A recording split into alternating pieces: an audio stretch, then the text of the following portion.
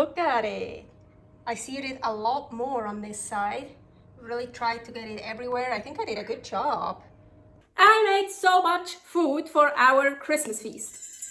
Yeah, Paul and I spent Christmas here in Australia, Tea Gardens, in summer. So super cool. So here is my other channel, Aline's Adventures, all about my nomad life.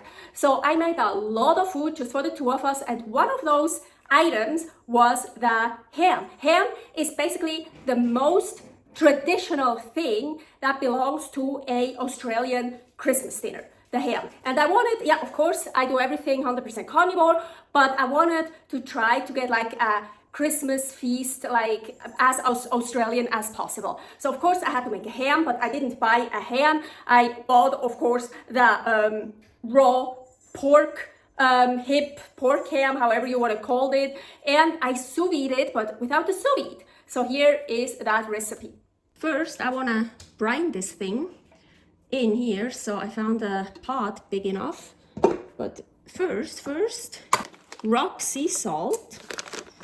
I don't measure it out or something, but I use a lot of salt for brining because you really want it to get the salt in there. So this is really salty, that salt. Some filtered water. I just realized I didn't film when I was talking here. So what I did is I just turned this one on the highest and put that one on. I put a little bit more in here, a little bit more salt. And you can see these are really big. This is like, yeah, this is rock sea salt. You see how big they are? But even if you have much smaller ones, I would still heat up water and dissolve the salt so it gets really dissolved. So here, the nice ham, uncured, raw, or they call it leg roast boneless. So I'm gonna take this out.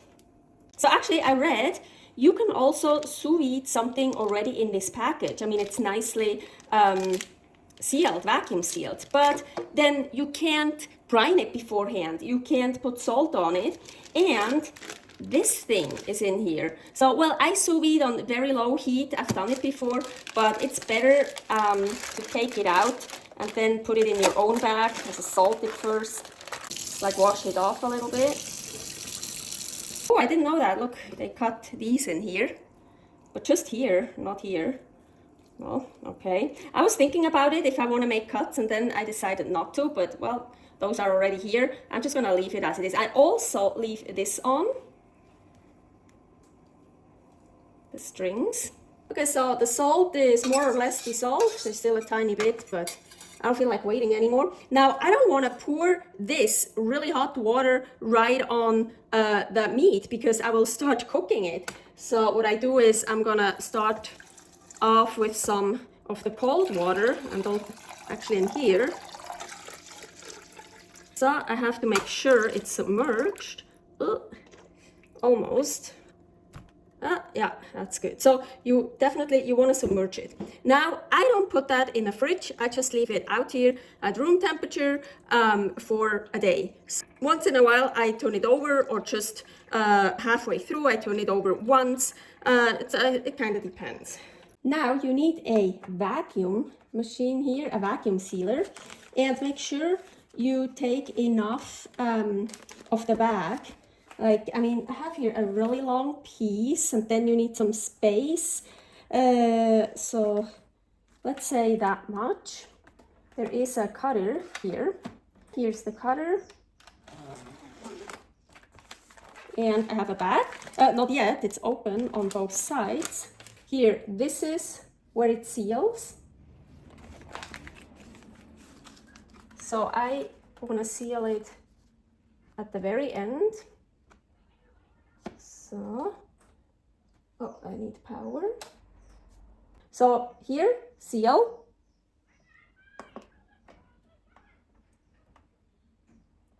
Okay, the light is gone here from the seal. Now I have a seal here. So now I have a bag. As expected, my bag is way too big, I made.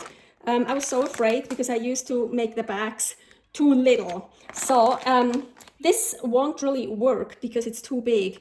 But so what I need is, because you need a lot of space here, but not that much. So kind of here, it should be cut here. Okay, this should be good. So now you can put spices in it, liquid smoke, like all kinds of stuff. I usually, yeah, so I just brined it overnight. This should be nice and salty. Usually I add even more salt because it never gets enough salt, but I'm gonna leave it like that, just add it a little bit. Of course, I'm not gonna use any spices. Yeah, so whatever you wanna put in here. Now we're gonna seal it. So you gotta put this in here. So unfortunately, this doesn't like seal it perfectly, or maybe it does this time. So I select dry. Well, it is a bit moist, but and now, yep, I have to hold. Oh, so I select dry because I mean, if you put a lot of liquid in it and stuff, then you should select moist. Now I'm gonna, oh, I really hope this is gonna work. So now I'm gonna press down here and I'm gonna push vac/seal because that's gonna vacuum it and then seal it automatically after it's done vacuuming. So dry. Okay, so like last time I needed Paul's help and I didn't film it because you couldn't have really seen anything because we were like, yeah, so I hate these machines actually. They don't seal perfectly, but so we got it to seal. We had to seal it here, vacuum seal. It didn't seal by itself. We had to seal it when we thought it's about good, and then when it starts sealing, a little bit goes air goes out again. So you will, with these machines, you won't get vacuum like you get, you see, in the stores when you buy them, but it works for what I'm gonna do. It works. So here, this bag is ready for sous vide. I can't believe it. 5 days before we leave, we figured it out. Do you see this perfect vacuum? Yeah, so what we figured out, when I made the recipe and I vacuum sealed the roast, Paul and I, we just pushed here, press here, press here. So we just pushed it down and kept holding it, but it vacuumed, but it never sealed by itself. So we pushed seal. But Paul actually just figured out here, both on these sides, the press actually means, did you hear that? So now, so now it's locked. Now it's totally pressed together. And that's how you get a great vacuum. I mean, look at this, a perfect vacuum. That one here is, for some reason, a little bit less. It's not such a great vacuum, but still works. It's totally okay. But so yeah, I'm so sad I didn't figure that out for the recipe when I used it. But yeah, at least we figured it out now. And to open it up on both sides, I can't do it with one hand. I have to push this in, and then it actually opens. This is a slow cooker. This is not a sous vide. I don't have a sous vide. They don't have a sous vide here. So I figured out a way how I can sous vide with a slow cooker that I'm heating up right now on high because it takes a long time to heat up. And I need this. And it's my second one because I broke the one we actually got from Lazada in Thailand. I was so mad I broke it while I was doing sous vide. Paul had to go to many stores here in Australia, actually Newcastle, to find another one. So apparently they don't sell them like everywhere. So this is a Candy Thermometer. So now I know how hot, how warm it is. I'm gonna get the water to 55 Celsius. That is 131 Fahrenheit. Actually, I wanted it 52, but this Candy Thermometer is, oh, I have to put it on low. It is, it doesn't have, like the 55 mark is a dash, so it's much easier. So I do 55 instead of 52, and 52 would be 125.6 Fahrenheit. So now, and it's pork, so now I think, fuck, that's not hot enough at all. That's dangerous, that's not hot enough for pork. Good luck looking it up, but I did find it on Google. It is okay. Most people, most sites, of course, say it's not okay. You have to have it at least 130 degrees. But if you cook it long enough at 52, at 125.6, it is actually okay for pork, and it makes it so delicious.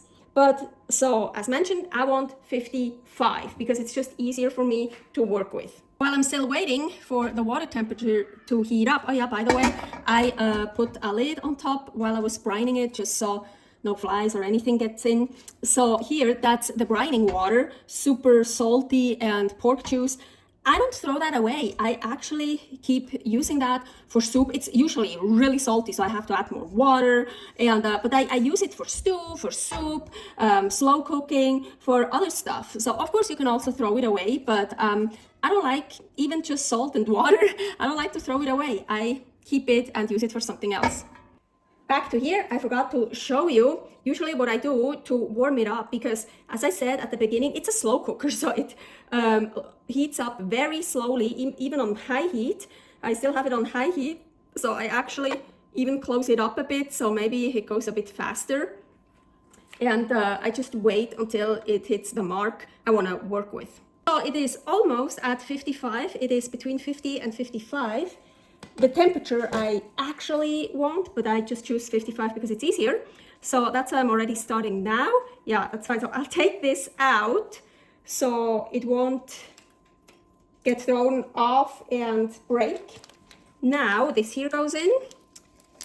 So, yeah, I put a lot of water in, but I need a lot of water. Did I put too much water in? Whoop. Okay, maybe a little bit too much.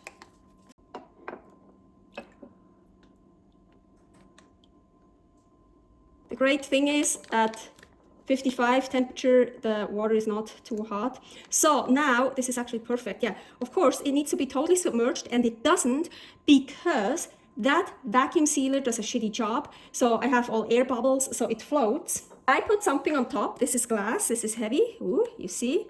Now it's totally submerged. So that's what I do. This goes back in somewhere. Let's see. Okay, this should work here. I still have it on high. I'm waiting. So now the temperature is getting up. Now it hit almost 55. So I'm gonna put it to low. I already started the timer, so of course I want to time it, how long I'm gonna do that. Also, I want to show you. So you can actually move that one around. You see? So it's better. So when you clip it in here, and now you can't see it, so you can move it around so you'll be able to see it. Okay, so now, by the way, I'm boiling the brining water here right now. Okay, but here, so what I'm gonna do now, it is actually at 55, but I'm not gonna turn it off yet. So, okay. I don't have a sous vide. A sous vide you will put in here. You would put in what temperature you want, and it does it itself. It doesn't do that here. So I have to make sure the temperature keeps kind of the same. So what I'm doing is I'm playing with this. I turn it off, I turn it on low. I turn it off, I turn it on low. Yes, that's what I do. So now it's at 55, even a little bit over. Yes, so I think I'm gonna turn it off now. And then I put my timer on in the phone, even though I'm gonna work in the kitchen, because I will forget. Yes, this will be our Christmas ham, so I have lots of other stuff to do for our Christmas lunch dinner in the kitchen, but I'll forget, so I always put the timer on. So I used to put the timer on, when I put it on low, I put it on 20 minutes, and then I put it on off, and then I put the timer on 10 minutes. But yeah, so that kind of works. So it won't be constantly the same temperature, but around the same temperature. But then I wanted it more perfect. So I put it like, when I put it on low, I put my timer on 10 minutes. I put it on off, I put my timer on like 8 minutes. And I actually, it can always change. I always check. So right now, you see, right now it is almost perfect to 55. So it won't take that long until it gets too low. So I probably put the timer on maybe 5 minutes now. And if it's higher up, I put the timer on 10 minutes when I turn it off. So I play around. And I definitely don't want it below 50, but yeah, I usually let it go at like 52 and maybe at like, I would say like 57. So like in that range. But yeah, I know it's a lot of that. That's why they invented the sous vide. So you don't have to do that. So it's a lot of work. But yeah, of course, it's not going to be perfect. It's not going to be like a sous vide, like perfectly always at the same temperature, but it works. So if you want to do it this way, it works. And it kind of depends, yeah, how much effort you want to put into it, how often you want to do the game with low off, low off. About halfway through, I turn the pork around. So yeah, take this off. I don't want to get damaged again, broken. So usually the water, yeah, the water is 55, 52. So that's not very hot, not for me. So I just, so turn it around. I don't know if this really, I mean, if I would have a real sous vide and I would be able to really vacuum seal it correctly, I wouldn't do that. I think I would just let it be. This is just a precaution. So I turned it around and I continue. So yeah, I'm really just always on, off, on, off, on, off. But I'm still working in the kitchen. It's been like 5 hours now for tomorrow. So for me right now, it's not that bad to always turn it on and off. Sometimes I text Paul, please turn it on or turn it off. So I left it in for 8.5 hours. I think that's good for this. And what I forgot to tell you, because I actually didn't need to do it this time, sometimes I had to add a little bit more water so it stays submerged, because the water slowly evaporates. But this time I had more than enough and I never had to add any water. So it's good. So as you can see, I already drained the water as I dumped it out. And now this here, I wanna keep the juice from in there. So maybe just like that. Ooh, there'll be more. Now you can also take the meat out. Yeah, I put the meat in here, and here the rest of the juice. So I want to cover it because I'm gonna put the meat in the fridge until tomorrow. Tomorrow is Christmas, and tomorrow I'm gonna finish it up. It's not quite finished yet. Both in the fridge. So it's the next day and look at the pork juice. It worked. But I was like, oh my gosh, I want to cut out stars for Christmas. I should have put it in a different dish, this dish here. So it's like, oh shit. But actually, look at this. When I do this, I have all this. Well, yeah, it's not pretty, but this one is much prettier. So now what I'm actually going to do is, I think I'm just going to cut this off somehow. Okay, disregard the leg of lamb. This will be in another recipe for the Christmas dinner, lunch, dinner, whatever. So here I have, oh, wrong. I have a pan. So, and then I could have done a better job, but I think that's okay. I'm gonna put that in here. I'm gonna melt it again. Okay, I feel this one here is now too big because I don't want just a thin layer. I want a little bit of a layer so then I can cut out stuff. So I think that one is good. So I heated it up. I'm so fucking stupid. I just remembered something. Oh, maybe, do you see it already lost its vibrant color? That's because I heated it up and I heated it up too much. I should have heated it up very, very slow. Actually, I shouldn't have heated it up. I should have just left it at room temperature and yeah, let it become liquid again. But for that, I don't have the time. But look, it was such a beautiful, vibrant red. And that's because with the sous vide, I had such a low temperature, so it didn't change the color. So I had that vibrant red, and now I really just fucked it up. Just because I put it in here, I didn't put it in the right dish, and I wanted to cut this off. I'm really so mad at myself. I had the brightest red jello, beautiful. I could have just cut it off and made stars. I'm so mad, but I can't redo the pork stuff now. I need 8 hours to do that. So now I can work, and of course I use the whole thing. I'm so stupid. I am lucky. So the pork roast was in here, and luckily it also still had some juice. So I still have some of the really bright red, and I want to get at least one nice star. So I'm trying to get it to room temperature, and it loses its color, look. Well, I hope it will get its color back. I really hope. I mean, I'm not heating it up. This is still cold. So I'm not doing that mistake again. But I'm trying to liquefy it so I can pour it in here so I can make at least one star. Actually, I think this is even too big for this little amount. I'm really so mad at myself. I used to work with, I call it carnivore cello. Carnivore jelly. And I used to work with that for many times in Reno, Nevada, many years. And I always say, don't heat it up because it will lose its vibrant red color. But of course, for the Christmas ham, when I want that beautiful picture, I mess it up. I'm so fucking mad. So by now, the lamb is in the oven, and I was standing next to the oven trying to liquefy it. And I just put this into the microwave for 40 seconds. Hope it's not too hot. Well, it does melt it. I'm so scared now. It's actually better to put everything in than just a little bit. Yeah, I can see how it gets brown. It's too hot. I'm gonna wait. Because if I gonna put it in a fridge like this, it's not gonna have a smooth surface, you see? Here you can see the difference. The one I destroyed, the one I didn't destroy. I would have had that much in this bright red, vibrant color. But now I destroyed it. It's also not clear anymore. You see, it's trüb.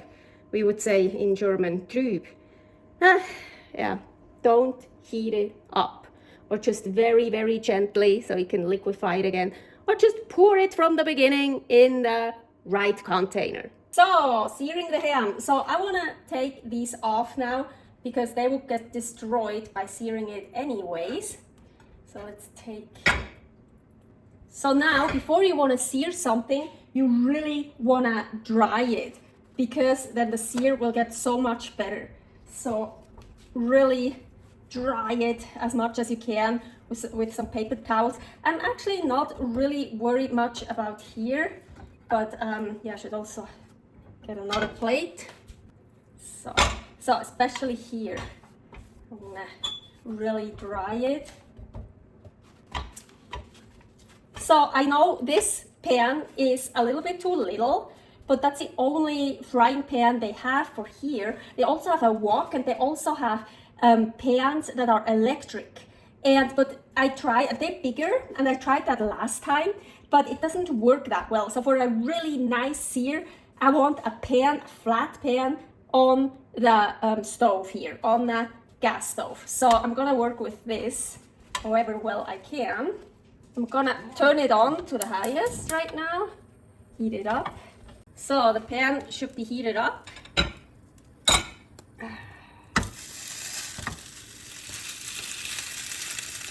I'm actually really pressing it down. I'm gonna turn the heat a tiny bit down, but it's still very high heat.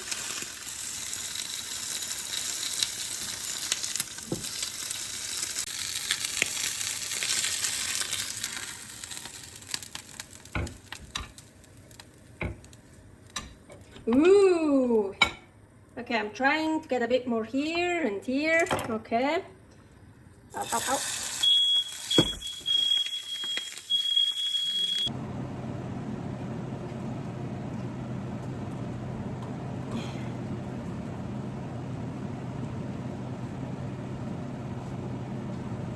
Okay, so as you can see, I nicely seared it here.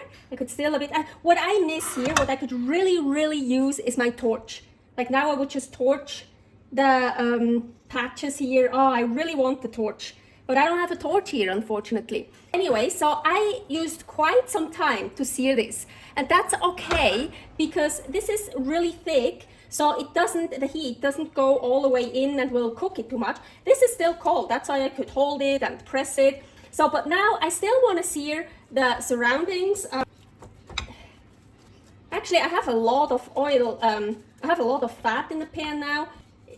Let's fry it in that fat. So, but now, this is very important. Well, this is a really big piece of meat, but still, I don't want to sear it for very long on the outside, because otherwise the sous vide is for nothing, because it's done, it's ready to, you can eat it without searing it, but it's just, well, especially when you have some fat, it's nice and much more delicious to have a sear. But I still want a little bit of a sear also down here, but not too much. So I'm gonna heat up the fat again. I'm sorry, I have to turn on the vent, otherwise the alarm will go off again.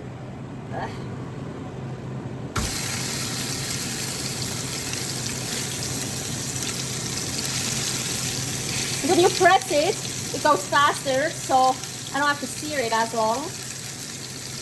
This is just a little bit. Ooh, look at it. I seared it a lot more on this side. Really tried to get it everywhere. I think I did a good job. Wow, nice. I'm really excited. Let's see how my jelly turned out. I'm still not. Yes, ooh, look. Hey, stars. So cool, star cutters.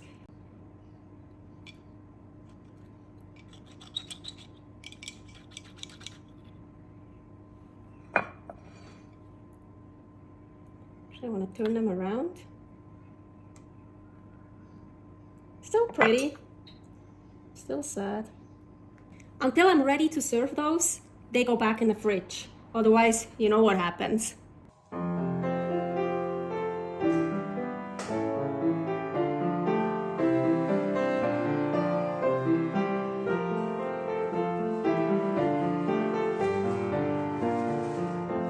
Sous-Vide Pork Roast, and I didn't even use a sous vide. Yeah, it takes a lot more work, but it works, and I liked it. It was a great part of our Christmas feast. A ham just needs to be on an Australian Christmas feast. Thanks for watching.